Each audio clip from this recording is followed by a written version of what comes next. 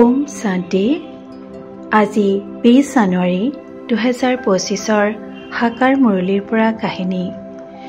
শ্ৰেণীত শিক্ষকে আধ্যাত্মিক পাঠদান কৰি আছে।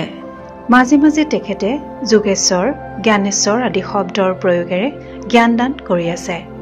এজন শিক্ষাৰ্থীয়ে শিক্ষকক বিনম্ৰতাৰে প্ৰশ্ন কৰিলে, মহোদয়, সাধু জ্ঞানেশ্বৰ কোন আছিল?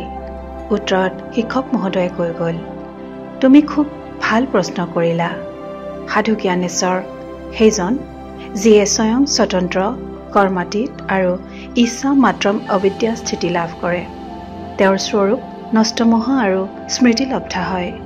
জ্ঞানেশ্বৰ অৰ্থাৎ যিয়ে জ্ঞানীটো আত্মা স্থিতি লাভ কৰে। তেওঁ স্নেহ আৰু সহযোগৰ প্ৰতিমূৰ্তি আৰু শক্তিস্বৰূপ অৱস্থাপ্ৰাপ্ত হয়।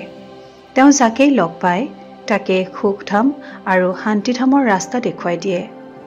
তেওঁ পবিত্ৰতাৰ বলেৰে সৰ্বগুণ সম্পন্ন আৰু 16 কলা সম্পন্ন হোৱাৰ পথ সকলোকে দেখুৱাই দিয়ে। সকলোৰে মনৰ পৰা দুখ আঁতৰাই সুখ বিলাবলৈ জ্ঞানেশ্বৰে পথ প্ৰদৰ্শন কৰে। তেওঁ নিজে সুখ, শান্তি, আনন্দেৰে ভৰপূৰ জ্ঞানৰ ধাৰণাস্বৰূপ হৰ্ষিতমুখ আৰু স্বনামধন্য জ্ঞানেশ্বৰত পৰিণত হয়। এতিয়া মৰমৰ শিক্ষাৰ্থীসকল, তোমালোকেও জ্ঞানৰ অনুশীলন কৰি নিজেই জ্ঞান নিজৰ মাজত প্ৰয়োগ কৰি জ্ঞানেশ্বৰ স্থিতি লাভ কৰিব পাৰা বা সাধু জ্ঞানেশ্বৰ হ'ব পাৰা। ওম শান্তি।